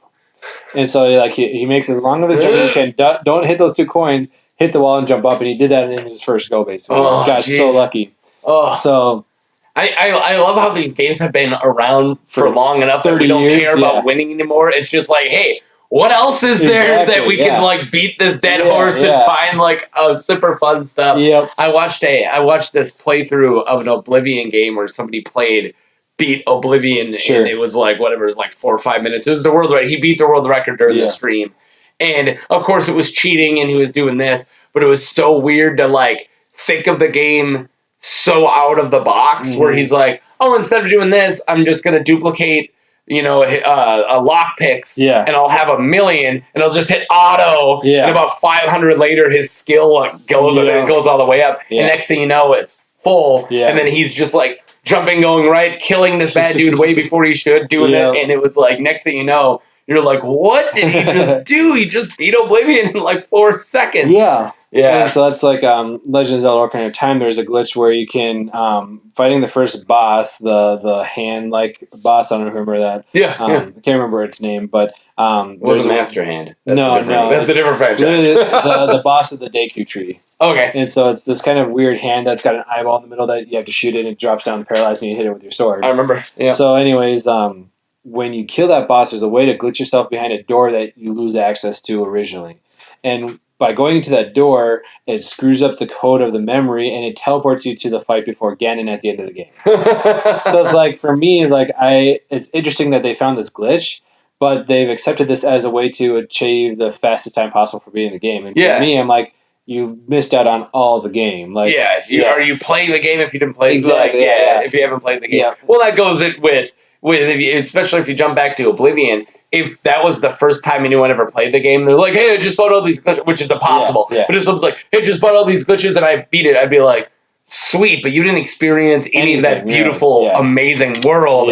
You didn't play Oblivion. You did a run, you did a marathon, it was fun, and that was it. And that was it, is you got to take that as what it is, but there's no way he had as much fun as I did in the 3 years I played that game. So that's where it's like, for me, it's like, I am much more appreciative of speedruns where it's designer oriented. So in Super Mario World, for instance, there is a way to go through the Star World to get straight to Bowser's Castle. And I have a personal clear time of 12 minutes and 49 seconds for that. Holy crap. And that's still really fast, right? That's insane. And there's people that'll beat it in less than 10 minutes. Because the whole game? Yeah. You did the whole game in 12 minutes? Well, it's the shortest path. But still. So. But it's there. That's less of a glitch and more of a... It's designer oriented, in my opinion, because I did everything legally in the game. So you got to the first star, you beat the star game, and then you went to the one that opens up. You go through 3 star worlds, and then there's a star that takes you right to Bowser's Castle. There's one that takes... it's right. I thought it was in his area. I didn't know you could actually get... one to the right of his castle, and then you just go left and you're in his castle. But so there's star map. There's 5 points of the star. And so, the way that you go 1, 2, 3, and then you go to Bowser's Castle. So. But you also, on top of that, knowing the path is half the battle. Those star levels are hell. Hell, Yeah, they're hell. So, I mean, before that, I've beaten the game 100%. I've beaten all the Star Worlds, the special worlds, and all that. Holy crap. Super difficult. Special worlds are like the tubular and way cool. Yeah. I don't think I've beaten all those, because those are insanely hard. It's cool, because when you beat them, the graphics of the game changes. Yeah. Those, when all the turtles become humans. Yeah. I did that once. I had one game where they're all still humans. Yeah. Oh man. So, anyways, it's like, okay, I've now talk about a classic game. I've beaten the game legit, and now it's like, okay, what's the actual like legal shortest path to get to Bowser? And then you looked it up, and you're like, bring it on. I didn't even look it up, but like I because at the time the internet didn't come, it wasn't in existence. Really? Right? So you were doing this early? I was like 10 years old, probably 12 years old. So fuck. But like my parents didn't have dial-up then, so it's like we had a computer that was still EXE based stuff. Yeah. So, it was not even. I really didn't know you were this big of a nerd in high school. I had no clue. I thought you were. I was a huge nerd. So yeah, I have no clue. I was a very interesting person. That I was a nerd. I played on the starting line for football, and I was in the second chair orchestra. See, I'm a simple folk. Yeah. I saw the varsity jersey, and I was like, there you go. Yeah, exactly. Right, hey, look at that jock. That was about it. And then as soon as I was like, then you meet Billy, your brother, who is a giant nerd, and so am I. And then he was in plays and has done stage sense, and I'm just like what? Like he's like, is your brother like this jock? And then he's like, yeah. And my brother and I had that sibling rivalry growing up. So so did me and my brother. Yeah. What got me mad? Now this is just as an older brother, I want to see. Now we're jumping away from video games for the first time on podcast. Talk brothers. My brother beat the crap out of me growing up, which is normal. He just beat the living tar out of me. And then when I hit my growth spurt, he just all of a sudden became nice. And I was like, no! Like, I can now... Like, this is even... Bring it on! Like, I now am up to your weight class. Yep. And he's just, like, the coolest dude ever now. And I was so pissed. So every once in a while, I just out of nowhere be, like, knocking his drink over. Like, come on. Let's get this done. And we've yet to do it. We've yet to ever. My brother and I definitely had a rivalry growing up too, but it was like I've definitely hit him a few times right around of anger and stuff like that. But it was like I was a kid and did my stuff. Right, we beat the crap out of each other. Yeah, we were never that violent with each other. There was a few times where like I've literally chucked him out of my room, off his feet and everything like that. But it was one of those that. We had a much more verbal argument issue. Yeah. And so it's like, even then, a lot of it's just budding personalities. Mm-hmm. It's like, now it's like we're much closer than we've ever been kind of thing. Yeah. And so it's like, part of that's, we're more mature now. Yeah.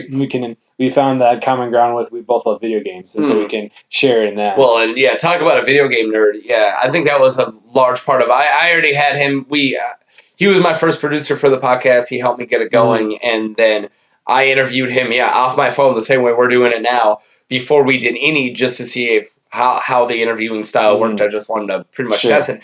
And then I think I uploaded his third video, filmed it or recorded it first and uploaded it third. But even our talk went like, so where did a lot of your passion come from? He's like, well, playing video games. Like, and it's cool to see that, it's different. You guys were in high school or whatever. You still have that bond, that, that common ground. And a lot of people are generational. I always have that of me and my brother still video games. We now have pretty much the exact same taste. Mm-hmm. Like my brother plays nothing but Skyrim and stuff like that and Fallout that. He's waiting for Fallout 76. And I got him into the role-playing games a small amount. Mm-hmm. And then he got me into sports. So we're both nerds of different where now I pretty much dabble into sports as much as he will dabble in the role playing. Every once in a while, he'll come in for a couple of sessions, and then during football season, I'll watch the Vikings, and that's it. Yeah. And so there's that great. But I had another thing I was going to say, and let's talk about this. So I don't know if you're knowing about this and noticing this, but my nephew, who they pretty much just love YouTube and they watch YouTube channels constantly. And he, instead of playing games, will watch playthroughs, and he'll get obsessed with the game. His favorite game will be Fallout, even though he never plays it. What? Yeah. I can't have that. I can't have that explained to me. We have such a weird culture now, in that Twitch streaming is huge. Yeah, huge. And it's actually funny to the point that it's not just Twitch streaming. There's other platforms that are competing with Twitch. Twitch is still a king. Yeah. But there's you can stream on YouTube, which is the second popular one. Facebook streaming is very popular. It's getting there. And then there's Mixer and Caffeine and just a ton of different choices now. Yeah. And it's interesting how spread that market's, because each platform has different benefits. Mm-hmm. But yeah, there's definitely well, Twitch is not only in the video game world, but it's getting up there to compare with YouTube. Just period. Right? Just yeah, they're streaming. doing a lot of like people just stream their daily life stuff. Or and idiots like what's his name, Ice Poseidon. If you ever heard of him, no, I'm a big YouTube guy, but he's a real life streamer, and his goal is to go around and just muck shit up, basically. Oh, great! And he comes. I would have got to do it when I was 16, but I'm an adult now. He just comes off as this asshole who seems to try to say that he's got a lot of intellect kind of thing, and that he's always right. So he sounds like a Paul. Yeah. Sounds like a Logan or a Jake Paul. Yeah. He's definitely, that's definitely in that vein. Yeah. So, what's hilarious, though, is he's been swatted multiple times. And why do we have a word swatting? Swatted, yeah. The idea of swatting, and this goes on to something else, but the idea of swatting is just so... How broken are we as a culture that's where our pranks are? Mm-hmm. Whatever happened to egging? Exactly. We used to egg cars, and then like we did ding dong ditch where we'd go out and ring doorbells and run away. Yeah. If that happened to me now, I would want to give the guy $100. Yeah. I'd be like, "That's awesome, keep it." And now our pranks are literally calling thousands of dollars of taxpayer money over to your house like a SWAT team when you're streaming. And like there's stories from these swattings where a kid lost his dad because his dad got shot. Yeah. From this. What the hell? Right. It's like it stopped being terrible. Funny, dude. It was never funny. Yeah, it was never funny. Yeah. Like, so this Ice Poseidon character, he can't remember his name is, but anyways, he was on a plane with his girlfriend or fiance. I can't remember what they are, but they're on a plane and he gets swatted. So they shut down the plane with hundreds of other passengers. Like, dude, do you not remember what happened in like 9/11? Like, we're not supposed to fuck with planes anymore. So that was a rule we all decided. He and his girlfriend, fiance, whatever, they get detained by the people, and then they're questioned for days on end, and it's like, no, this has happened to me before. I've been swatted multiple times. It's like, this guy needs to stop streaming. Like, I get that this was a source of income for you, but it is now affecting many people. What's his name? Dr. Disrespect, I believe. Yeah. Right? So Disrespect too. If I were to really get into Twitch, I'd probably get into him. I've seen a lot of his stuff, and he's hilarious. Yeah. But now anywhere he moves, and same with PewDiePie, so the two like largest, biggest. I'm not part of that community, and I know them. They have to, wherever they live or go, they have to get in contact with the police department there to let them know. Say, hey, if like there's this thing called swatting and it might happen to me. Yeah. That is so crazy and bonkers. Did you hear what happened to him, Dr. Disrespect, probably like 2 weeks ago? Somebody shot at his house when he was streaming. Yeah. He's got a kid. Mm-hmm. And the first one didn't like I don't know if it didn't hit his house or didn't go through. And the second one, it was when he was in the middle and he knew what was going on the second time. So he was streaming, of course. And he's like, okay, I have to go. Yeah. And then he comes back, none of his wig on, none of his stuff on. And then he's just like, what? Like, it was like the bullet went through like his daughter's bedroom window. Right. Like, that is some terrifying stuff. Like, what are we, like South Central in the 90s? Yeah, like, we're shooting at houses here? Like, it's ridiculous. And it's just, what? So you can watch the stream later and be like, that loud noise was mine. Right. But you can't even tell anyone because it's a felony. Right. So you do that for your 3 friends? Like, hey, I shot at a baby during this stream. Mm-hmm. What the heck, dude? It definitely points to that broken mentality of our society, too. Yeah. I thought me as a punk, when I was a teenager and I was, like, knocking over porta potties and, like, I think I lit a dumpster on fire once. I thought that was the worst ever. Right, yeah. And then there's people who do this. Mm-hmm. Like, holy God. Yeah, we're definitely a broken nation for sure, but there's definitely hurting out there, right? And so people are going to do whatever they can to get some attention for some reason or whatever. And and then there's also, if we're just now going just the YouTube fame, so not quite even on streamers, mm-hmm. but I follow a guy, Philip DeFranco, your brother actually got me into it. It's just a good way to get news. He's not really, he does this weird thing with news where he tells you the news and then afterwards he tells you his opinion. Sure. I know it doesn't really exist anymore, but that's a thing he does, and that's why I love him. But he does a lot of insider, since he's a YouTuber, he does a lot of insider news. So when I probably knew about the whole Logan and Jake Paul stuff before the whole Suicide Force, before it got huge. I was gonna say, that really irked me with them. It's like they're treading on these sacred grounds, right? Yeah, so. Not only that, but you showed a dead body on it in a joke way. Are you kidding me right now?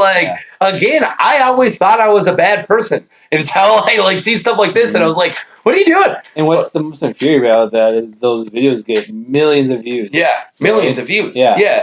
And not only that, but think about who are the millions of people watching it? They're kids who idolize these people.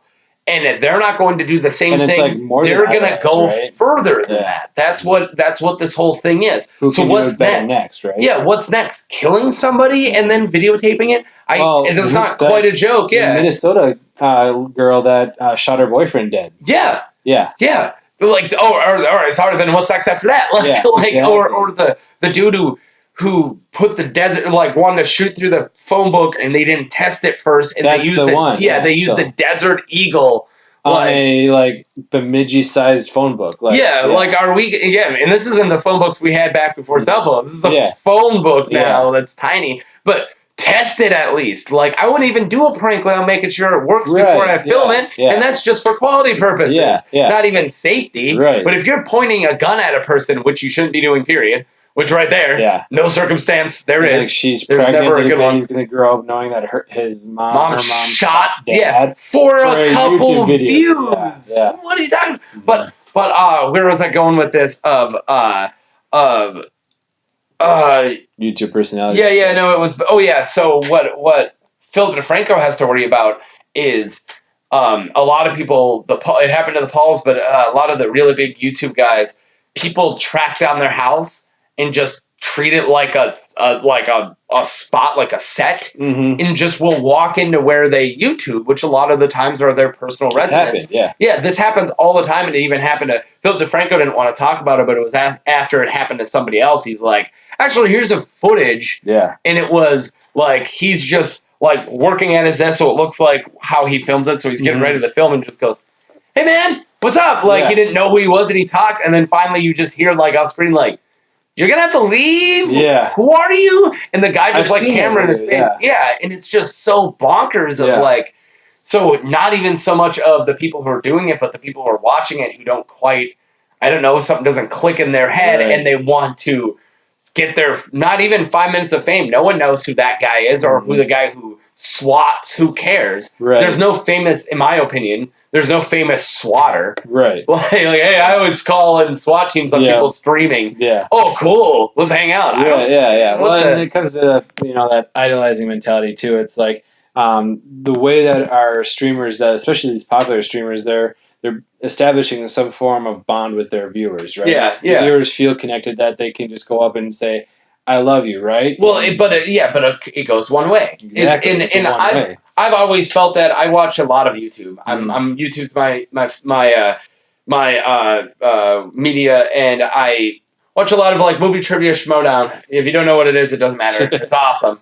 But it's been this long line leading to this where it was it used to be AMC Movie Talk was a thing, and I don't know if you know what that is, but it moved on to Collider Movie Talk. Same group moved over to a different company, and then this whole other group called Schmoes Know then kind of moved in with that. So now Schmoes Know and now they do this big thing called the Movie Trivia Schmodown, where it's think WWE, but it's movie trivia. Sure, but it's super entertaining. I showed your brother a couple; they're really fun. But either way, I just told you about 6 years of movement of these, and I've been following all these guys since. Yeah, I feel like I have a pretty good connection with this guy, the guy who made it, Christian Harloff, or Mark Ellis. They don't know who I am. Right. It's a one-way intimate relationship, which isn't an intimate relationship, and a lot of people don't have. I can't believe I'm saying this, but the same mental capacity of me, which I didn't think I had a lot. But to realize it is one way. Yep. They don't look back at you through the screen. Right. And even if you have the connection, which is great, you can't walk into their house. That's where you have a very social, immature society. It's if you go to meet somebody, it's you're meeting them for the first time. You have to meet them for the first time. Yeah. It's one thing, like, you can understand their online persona that they've been portraying, but it's like off camera, they're a different person. Yeah. No matter how much they try to be themselves on camera, they're still a different person. They are reading a script. Yeah. There's a reason why people are in their house with sunglasses on during it, because they got a script next to the computer. Right. I know that because I did crappy movie reviews for a while, and I had to wear sunglasses. Yeah. And mostly so when somebody was like, "Hey, what was that actor?" and I'm whipping my phone out down here, and I don't want to make it look like I'm looking. Yeah. It's a script. It's a character. Yeah. Anyways, I feel like we just now hit a whole other stride, and we could keep going, but let's end it. It was a really good talk. I feel really good. There's a lot of I've never had like let's just sit and talk one genre for the entire thing. Actually, the last one I did was with my brother-in-law who runs a restaurant, so we talked about food for the entire time. That was great. But and I run a video game store, so I could talk about video games all day long. So all right. So give us a little bit more about where Replay Games is, how to get to it, because it took me a minute. Yeah. So we're still working on signage on our building because our landlord is very particular about how they want to be about it. So it's like, so eventually we'll get a sign on the building. For now, I have a 5-foot sign out front on the sidewalk. Yeah. We're on the corner of 1st Avenue and 5th Street. And you don't have street access, which is kind of lame, but... Yeah. So we're on the corner of 1st Avenue and 5th Street next to JL Beers downtown. Yep. It's literally the women's clinic shares our driveway, and then it's us on the corner. And so there's actually a lot of street parking, but it's like 90 minutes or 2 hour zones kind of thing. It's downtown. But there's getting more and more options for parking downtown, so it's nice to get there. There's a lot of walking traffic we're seeing. And so it's cool because there's also a lot of other things happening downtown now. There's not just bars to hop. There's a lot of fun stuff downtown. Yeah. So anyways, we're right on the corner of 1st and 5th First Avenue and 5th Street, and can reach us on our website, replaygames.us, as well as 478-GAME for our phone number, 701. So 478-GAME. All right, that works. So all right. So we're gonna call you Cassidy or CJ? Either. All right. Well then, CJ, I'm gonna shake your hand. Thanks for coming on. Definitely. This was a good one. Check out Replay Games, guys, and you guys have a good day. Beep boop beep boop beep boop beep boop beep boop beep boop. Generic video game sound effects. There you guys have it. There was a conversation. Pretty good. If you didn't like video games, I'm sure it was pretty boring for you. But me, growing up on video games like most people my generation, it was a really cool conversation. And I'm hoping that on my days off, I can take my lovely wife down to Replay Games and play some old school games. I got a bone to pick with an old Dreamcast video game, Blue Stinger. I actually have the Dreamcast disc. I still just got to buy another Dreamcast. And I'm pretty sure I'm going to go to him to either find me one, or maybe he already has one. We'll see. Hopefully he's ready for that. And thank you guys for listening.